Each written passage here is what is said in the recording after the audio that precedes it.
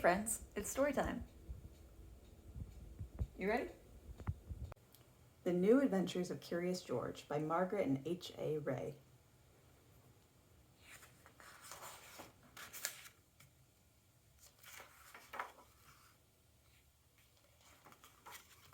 The New Adventures of Curious George. Story number 1.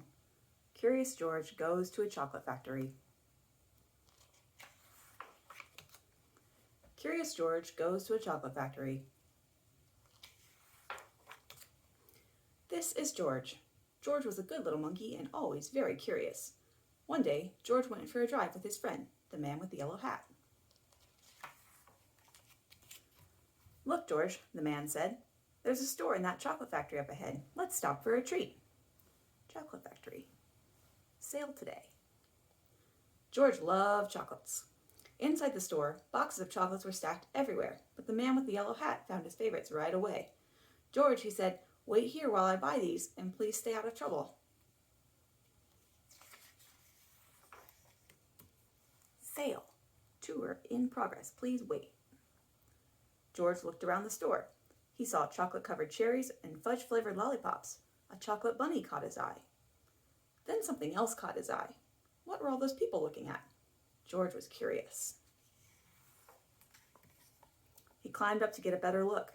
Through the window, he saw lots of trays filled with little brown dots. What were all those little brown dots? George was curious. He found a door that led to the other side of the window. The little brown dots were chocolates, of course. A tour guide was showing a group of people how to tell what was inside the chocolates by looking at the swirls on top.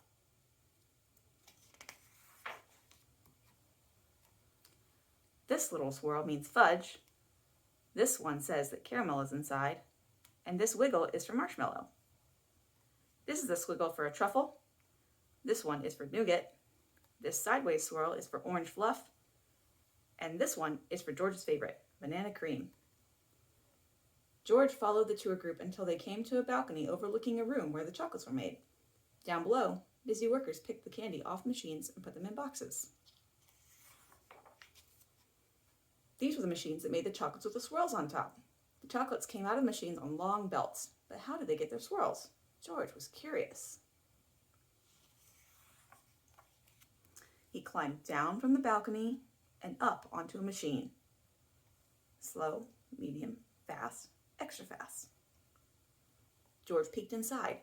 He was trying to see what was making the swirls when all of a sudden, the chocolates began coming out faster and faster. They sped by him so quickly they seemed to be running on legs of their own. "Quick, bring more boxes," yelled a man with a tall white hat. "What happened?" asked another man. Nobody answered. Nobody knew what had happened, and everyone was so busy that no one noticed George. The workers began to fall behind, and the candy began to fall off the end of the belt. "Save the chocolates!" yelled the man with the tall white hat. Meanwhile, George saw one of his favorites whiz by. He tried to catch the banana cream chocolate, but it was too fast. He chased it to the end of the belt.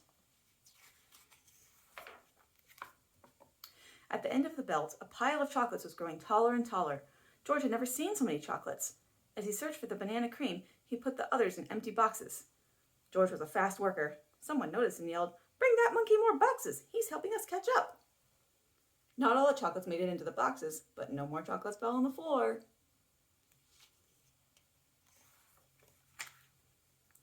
Just when George and the workers were all caught up, the tour guide ran in with the man with the yellow hat. "Get that monkey out of here," she yelled. "He's ruining our chocolates." "But this little monkey saved the chocolates," explained the workers. Then the man with the tall white hat said to George, "You may have caused us some trouble, but you were a speedy little monkey. You deserve a big box of candy for all your help." George was glad he was not in trouble, but he did not take the chocolates. Back in the parking lot, the workers waved goodbye as George and his friend got into their little blue car. "George, are you sure you don't want any chocolates before we leave?" asked the man with the yellow hat. George was sure.